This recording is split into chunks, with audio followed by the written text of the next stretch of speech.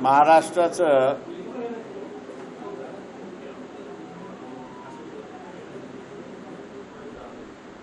जे सरकार आहे हे नेमकं कोण चालवतंय हेच कळत नाहीये। मुख्यमंत्र्यांचे एक आदेश असतात आणि दुसऱ्या उपमुख्यमंत्र्यांचे दुसरे आदेश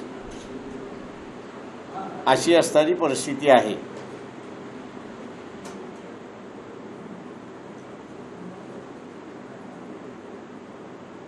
आणि त्यामुळे पूर्णपणे शासन हे गोंधळात आहे असं आपल्याला त्या ठिकाणी दिसतंय।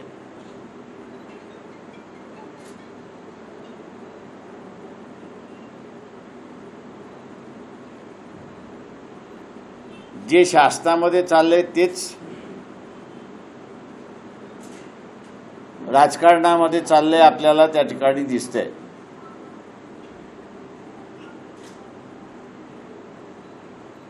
चार राज्यांच्या निवडणुका जाहीर झाल्या।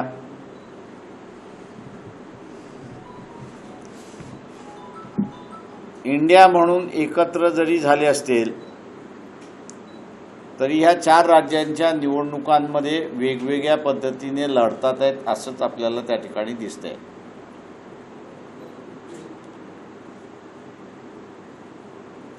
महाराष्ट्रामध्ये सुद्धा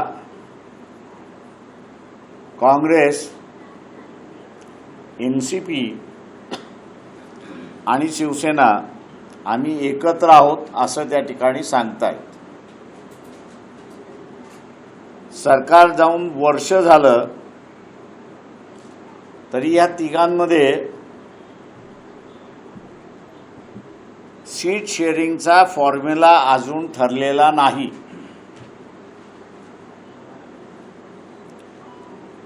काँग्रेस पक्षाचे प्रतिनिधी जे कोणी बोलतात आहेत ते सगळे त्यांचा सीट शेअरिंगचा फॉर्म्युला का होत नाही याच्याबद्दल बोलत नाही, पण या सगळ्यांचं असणारं जे टार्गेट आहे ते वंचित बहुजन आघाडी हे असणारं टार्गेट आहे। आम्ही भूमिका घेतली की आम्ही तुमच्याबरोबर यायला तयार आहोत। तुम्ही घेणार की न घेणार याच्यापेक्षा नाचणाऱ्याला जसं नाचता येत नाही तेव्हा तो अंगणाला दोष देत असतो, तशा रीतीने तुम्ही पत्र पाठवलेलं आहे, त्या पत्रामध्ये हा दोष आहे, त्या पत्रामध्ये ते दोष आहे, पत्रातून असणाऱ्या युत्या होतात का, अशा नाना तऱ्हेच्या भानगड्या त्या ठिकाणी चाललेल्या आहेत असं या ठिकाणी दिसते।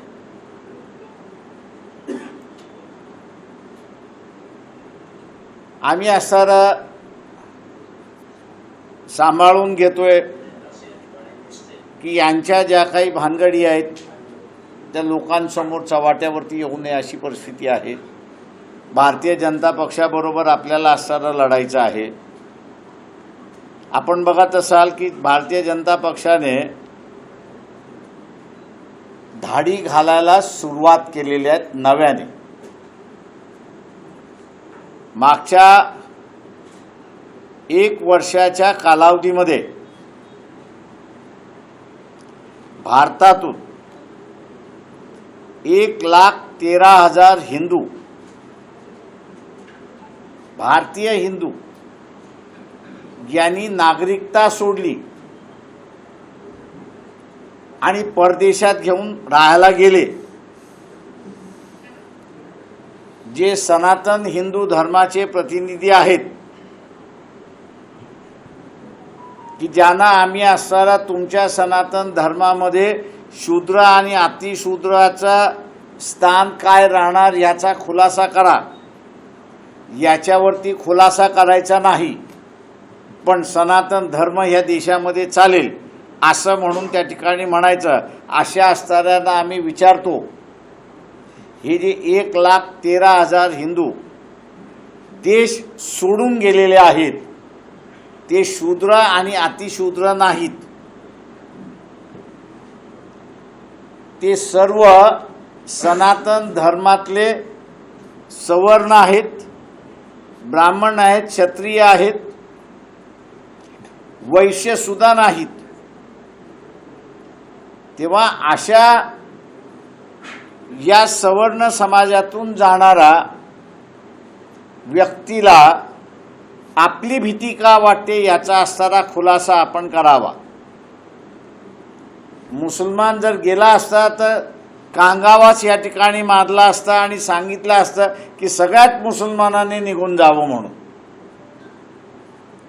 आता आम्ही असणारा ह्यांना विचारतोय की आपण असणाऱ्या सगळ्यात सवर्णांना सांगणार आहात का की 1,13,000 जसे गेले तसे तुम्ही पण जा, अशी असणारी परिस्थिती आहे. भारतीय जनता पक्ष RSS हा पूर्णपणे फसवं राजकारण करतात, खोटारडेपणाचं असणारं राजकारण करतात आणि इथला मीडियाचे मालक जे आहेत हे त्यांना घाबरून त्यांचाच प्रचार करायला लागलेत, अशी असणारी परिस्थिती आहे. इथे अनेक प्रश्न आहेत. न्यूज ट्रॅक सारख्या असणाऱ्या चॅनलवरती धाड मारली का त्यांना चायनाकडून पैसा आला आणि ते चायनाचा प्रचार करतात, हा असणारा देशद्रोह आहे असं त्यांचं म्हणणं आहे. आम्ही असणारा मानतो, पण या देशाचे पंतप्रधान नरेंद्र मोदी त्यांचा जो पक्ष आहे आणि त्यांचं जे सरकार आहे त्यांनी गलवानमध्ये भारतीय सैन्य आणि चायनाचं सैन्य फिजिकली मारामाऱ्या करत होते, शरीराने मारामाऱ्या करत होते. त्यावेळेस नरेंद्र मोदी आपल्या सरकारने चायनाकडून पैसे घेतले की नाही हे असणारा खुलासा करावा. आमच्या माहितीप्रमाणे युद्ध चाललं होतं आणि मोदींचं असणारं सरकार चायनाकडून पैसे घेत होते, अशी असणारी परिस्थिती आहे. एवढंच जर वावगं आहे तर मग चायनामधनं येणारं जे आवश्यक नाही, चायनावरनं येणारं जे आवश्यक नाही बल्ब येतोय, त्याच्यानंतर असणारं कॉस्मेटिकचं सामान येतंय, इलेक्ट्रिकलचं सामान येतंय की जे भारतात सुद्धा निर्माण केलं जातंय, त्याच्यावरती बॅन टाकण्याची हिंमत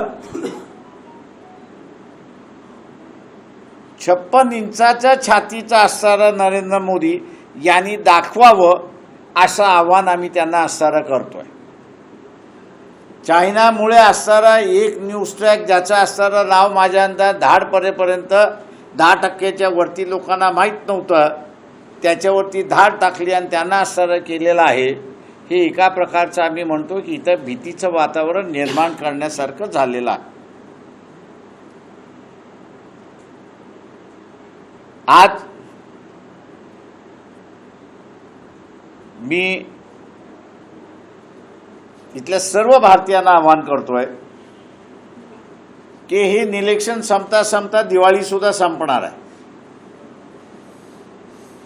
मणिपूरमध्ये जे घडलं, गुजरातमध्ये जे घडलं ते पुन्हा घडण्याची शक्यता आहे, अशी असणारी परिस्थिती आहे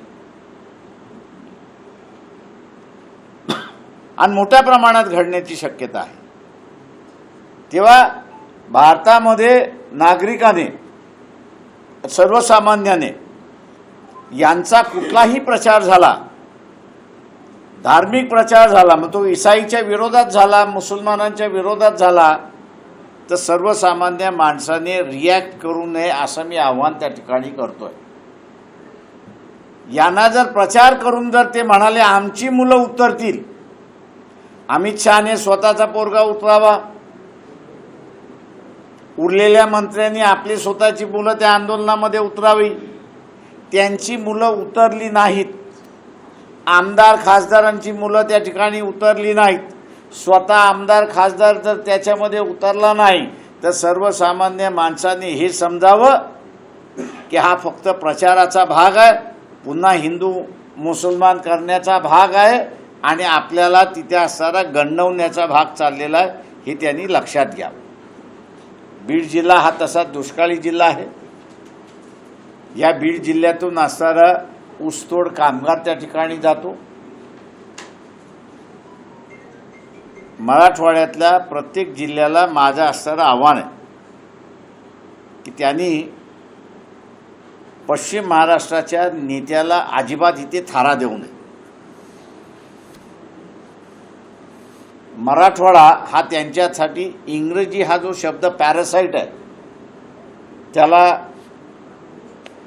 मराठीत शब्द नाही आहे. पॅरासाइट म्हटलं म्हणजे ज्याच्यावरती जगता येतं. तेव्हा पश्चिम महाराष्ट्र हा असणारा मराठवाड्यावरती जगतोय हे आपण असणारा लक्षात घ्या.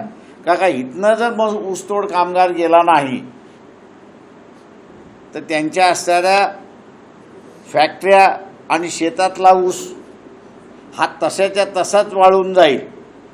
आणि म्हणून पश्चिम महाराष्ट्रातल्या कुठल्याही नेत्याला मराठवाड्यातल्या जनतेने थारा देऊ नये. मराठवाड्यातलीच लिडरशिप त्यांनी असणारं उभी झाली पाहिजे, तरच इथला असणारा प्रश्न या ठिकाणी मिटू शकतो. मराठवाड्यातला पाण्याचा प्रश्न हा फार मोठा गंभीर प्रश्न आहे असं मी त्या ठिकाणी अजिबात मानत नाही. फक्त प्लॅनिंग याचा अभाव आहे. योजना दाखवल्या जातात पण 20 वर्ष झालं लिफ्टिंग करून पाणी आणायचं जे चाललेलं आहे त्याचं आपल्याला कुठेही त्या ठिकाणी अंमलबजावणी होताना दिसत नाही. किंवा आपण असं जर पाहिलं तर भारताच्या जमिनीचा स्लोप हा जर आपण हा धरला तो गोदावरी उगम कुठे होते? नाशिकमध्ये, म्हणजे वेस्टर्न साईडला. ती वाहते कुठच्या साईडला? तर ईस्टर्न साईडला वाहते. पाणी वाहतं ज्या दिशेने स्लोप आहे त्या दिशेने पाणी वाहतं हे आपण असं लक्षात घ्या. जळगाव जिल्ह्यामध्ये उकाईचं धरण आहे.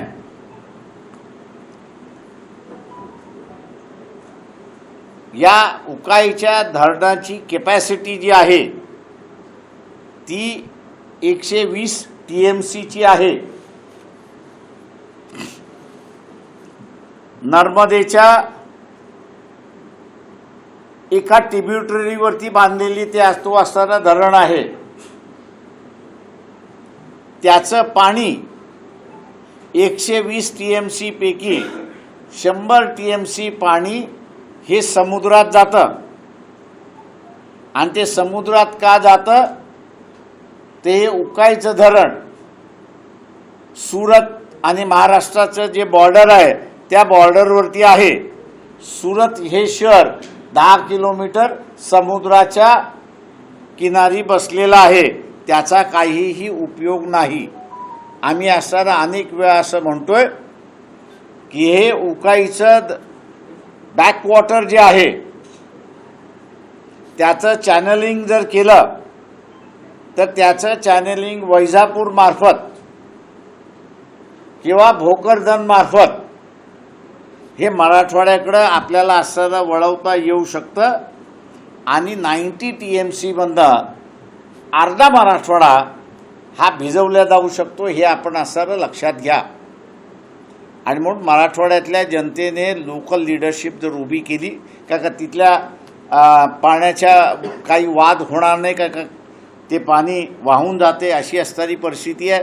उलट चाळीसगावसारखा एरिया जो आहे तो मराठवाड्यावर लढायला सुरुवात येईल का तोही दुष्काळी भाग आहे. मनमाड आहे तोही दुष्काळी भाग आहे, त्यांनाही असं पाणी येऊ शकतं. नगर जिल्हा आपण बघितला असं तर पाण्याच्या मारामाऱ्यावरनंच त्या ठिकाणी चाललेला आहे. त्यांना जायकवाडीचा असणारा अधिक पाणी त्या ठिकाणी असताना मिळू शकतं अशी परिस्थिती आहे. फक्त इथं नियोजनाचा अभाव आहे. तेव्हा मराठवाड्यातल्या जनतेने याचा असणारा बघून वंचित बहुजन आघाडीच्या पाठीमागे उभं राहावं असं आवाहन आपल्या प्रेसच्या माध्यमातून आणि आजच्या प्रेस कॉन्फरन्समार्फत आम्ही करतो आहोत. आपण आता विचारा. जेवढे देशभराचे असणारे जे उद्योग आहेत ते सगळे गुजरातमध्ये चाललेले आहेत. तेव्हा व्हायब्रंट गुजरात होणार कुठून? प्रत्येक राज्य हे असणारं त्या ठिकाणी आमच्या दृष्टिकोनातून हे वेगळं आहे. त्याचं वेगळं प्लॅनिंग झालं पाहिजे. इथे वंचित बहुजन आघाडीला महाराष्ट्राची सत्ता मिळाली तर आज मुंबईमध्ये बसून जे प्लॅनिंग केलं जातं आहे आणि ते प्लॅनिंग करत असताना आता बीड जिल्हा आपण असताना त्या ठिकाणी पाहिला, उदाहरण घेतला तर एका वेळेस कापूस पिकवणारा जिल्हा आणि आंतरराष्ट्रीय व्यापार आपण जर बघितलं, आर्म्स आणि ॲम्युनिशन हे जर सोडलं तर कापसाचा व्यापार हा जगामध्ये पहिल्या नंबरवरती आहे. दुसरा जो आहे तो टॅनरीचा आहे. बीडमध्ये टॅनरी होती, शासनाने इथल्या असणारे बंद पाडली. येडसी हे सगळ्यात मोठं चमड्याचं मार्केट होतं, इथल्या राज्यकर्त्यांनी बंद पाडलं. शेवटी इथल्या ज्यांना सामान्य मराठवाड्यातला जनता निवडून देते, दुर्दैवाने तो त्यालाच विकतोय अशी असणारी परिस्थिती आहे. 4 राज्यांच्या निवडणुका जाहीर झाल्या.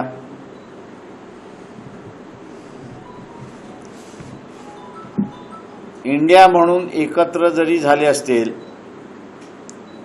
तरी ह्या 4 राज्यांच्या निवडणुकांमध्ये वेगवेगळ्या पद्धतीने लढतात आहेत असंच आपल्याला त्या ठिकाणी दिसतंय.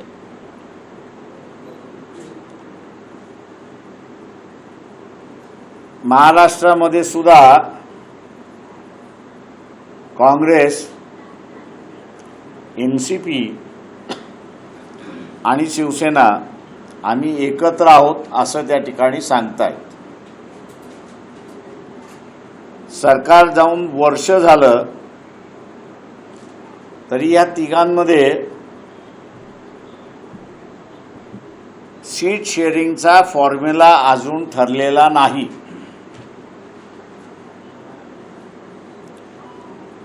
काँग्रेस पक्षाचे प्रतिनिधी जे कोणी बोलतात आहेत ते सगळे त्यांचा सीट शेअरिंगचा फॉर्म्युला का होत नाही याच्याबद्दल बोलत नाही. पण या सगळ्यांचं असणारं जे टार्गेट आहे ते वंचित बहुजन आघाडी हे असणारं टार्गेट आहे. आम्ही भूमिका घेतली की आम्ही तुमच्याबरोबर यायला तयार आहोत. तुम्ही घेणार की न घेणार याच्यापेक्षा नाचणाऱ्याला जसं नाचता येत नाही तेव्हा तो अंगणाला दोष देत असतो, तशा रीतीने तुम्ही पत्र पाठवलेलं आहे. त्या पत्रामध्ये हा दोष आहे, त्या पत्रामध्ये ते दोष आहे, पत्रातून असणाऱ्या युत्या होतात का, अशा नाना तऱ्हेच्या भानगड्या त्या ठिकाणी चाललेल्या आहेत असं या ठिकाणी दिसते. आजचं आपल्याला असणारं दिसतंय की एखादा मोर्चा निघाला, अरे किती निघाला, 2 लाख, फक्त 2 लाख होते. त्या काळी आम्ही 8,000 होतो. त्या 8,000ची असणारी चिंता करणारं नेतृत्व होतं. आता असणारं खजीलपणा उडवण्याचं नेतृत्व आहे. याला असणारा जोपर्यंत लोक संपवत नाही तोपर्यंत हा जो सिरियस इश्यू या देशामध्ये झालेला आहे, महाराष्ट्रात तरी झालेला आहे, किंवा आरक्षणाचा इश्यू देशभर व्हायला लागले, त्याच्याकडे गांभीर्याने पाहणार नाहीत अशी परिस्थिती. पुन्हा एकदा मराठा समाजाला सरकारकडून निराशाच होईल किंवा काय निराशाच मला दिसते, मला दुसरं काही दिसत नाहीये. राज्य सरकार दिलेला शब्द पाळणार असं दिसतंय का नाही? मला अजिबात दिसत नाहीये का त्या पद्धतीची असताना कुठंतरी महाराष्ट्रामध्ये चर्चा सुरू आहे, म्हणजे कॅबिनेटमध्ये चर्चा झालेली आहे किंवा अधिकाऱ्याच्या स्तरावरती चर्चा झालेली आहे किंवा ज्या काही IAS अधिकाऱ्यांना मी असणारं ओळखतो आणि त्यांना असणारं जे काही विचारण्यात आलं होतं की बा 14 तारीख जवळ येते, आपण काय करताय, ते म्हटलं काय नाही प्रकाशावर सगळं आलबेल आहे, चिंता करू नका. कुणबी सकट आपण असणारं जर पाहिलं तर त्यांनी विरोधात आंदोलन सुरुवात केलेलं आहे आणि विशेष करून कोकणामधला आणि विदर्भामधला असणारा हा जो कुणबी आहे तो एग्रेसिव्हली आहे की तो असं म्हणतो की आम्हीच कुणबी आहोत, इतर कोणी कुणबी नाही आहेत. भांडणं करण्याच्या ऐवजी आम्ही असणारा भूमिका जी घेतलेली आहे की OBCचं ताट हे OBCपुरतं मर्यादित ठेवा. जे नवीन आरक्षण मागतात आहे त्यांचं तुम्ही असणारं एक वेगळं ताट करा आणि त्यांना तुम्ही द्या. आता काही जण म्हणतात 50% अट, पण EBS इकॉनॉमिकली बॅकवर्ड क्लास ज्यांना संविधानामार्फत आरक्षण मिळालं त्याला सुप्रीम कोर्टाने 50% ओलांडण्याची परवानगी दिलेली आहे. त्याच्यामुळे यांच्या मनामध्ये आरक्षण देण्याचं आहे का? लढणारा हा मराठा समाज आहे, सत्तेमध्ये बसलेला सुद्धा मराठा समाज आहे, पण या दोन मराठ्यांमध्ये फरक आहे असं मी त्या ठिकाणी मानतो. एक निजामी मराठा आहे, सत्तेतला जो आहे तो निजामी मराठा आहे आणि लढणारा मराठा जो आहे तो रयतेतला मराठा आहे. हे भांडण शिवाजी महाराजांच्या काळापासून चाललेलं आहे. रयतेतला मराठा हा शिवाजी महाराजांबरोबर राहिला आणि निजामी मराठा हा मोगलांबरोबर राहिला अशी असणारी परिस्थिती आहे. तेव्हा इथल्या रयतेतल्या मराठ्याने असणारं लक्षात घेतलं पाहिजे की तो जोपर्यंत सत्तेमध्ये जात नाही किंवा तो आरक्षणाचा पुरस्कार करणारा याला सत्तेमध्ये जोपर्यंत तो पाठवत नाही तोपर्यंत हा तिढा सुटत नाही. आणि म्हणून म्हटलं तो फॉर्म्युला आमच्याकडे आहे ना. या इथल्या असणाऱ्या रयतेतल्या मराठ्याने आम्हाला सत्ता द्यावी, सुप्रीम कोर्टाला मान्य असणारा तोडगा करून आरक्षणाचं काढता येईल अशी परिस्थिती आहे. पंकजा मुंडेंच्या कारखान्यावर आणि त्या भाजपमध्ये अस्वस्थ आहे, काय तुमची प्रतिक्रिया काय आहे? माझी काहीच प्रतिक्रिया, त्यांचा इंटरनल पक्षाचा भाग आहे, त्याही BJP मधले आहेत, BJPने कारवाई केलेली आहे, त्याच्यामध्ये त्यांचा तो इंटरनल प्रश्न आहे. जाणीवपूर्वक बहुजनाच्या नेत्याला त्रास दिला जातोय असं तुम्हाला वाटतं? बहुजनाच्या नेत्याला त्रास दिला जातोय. आता ते बहुजनाचे नेते असतील तर ते बहुजनाचा पक्ष स्थापन करतील. मग मी म्हणेन की त्या बहुजनाच्या नेत्या आता ते असणाऱ्या नाथूराम गोडसे, हेगडेवार आणि गोलवरकरच्या पक्षाचे आहेत, त्याच्यामुळे ते बहुजनांचे नाहीत. काय का नाथूराम गोडसेने बहुजनांचे नेते महात्मा गांधी यांचा असणारा खून केला आणि गोलवलकर आणि हेगडेवार या दोघांनी असणारं ज्या बहुजनाच्या संदर्भातली भाषा वापरली होती त्यांच्या कालावधीमध्ये तेलाच्या संदर्भातला असणारं भाष्य करत असताना त्यांनी असं म्हटलं त्या विधानसभेमध्ये काय तेल काढायला जायचं आहे की काय, ही भाषा त्यांची होती. त्याच्यामुळे जोपर्यंत त्या पक्षाच्या आहेत तेव्हा त्यांना ती विचारसरणी मान्य आहे असं मी घरी धरून चालतोय. त्याच्यामुळे आपल्याला नो कॉमेंट्स. ज्येष्ठांचा सल्ला काय असेल? हा, ज्येष्ठांचा सल्ला काय असेल? पंकजा मुंडे ते विचारलं तर त्यांना सांगतो ना मी. सल्ला काय असेल? जाई थोडी सल्ला द्यायचा असतो. चला, थँक्यू. थँक्यू. ABP माझा, उघडा डोळे बघा नीट.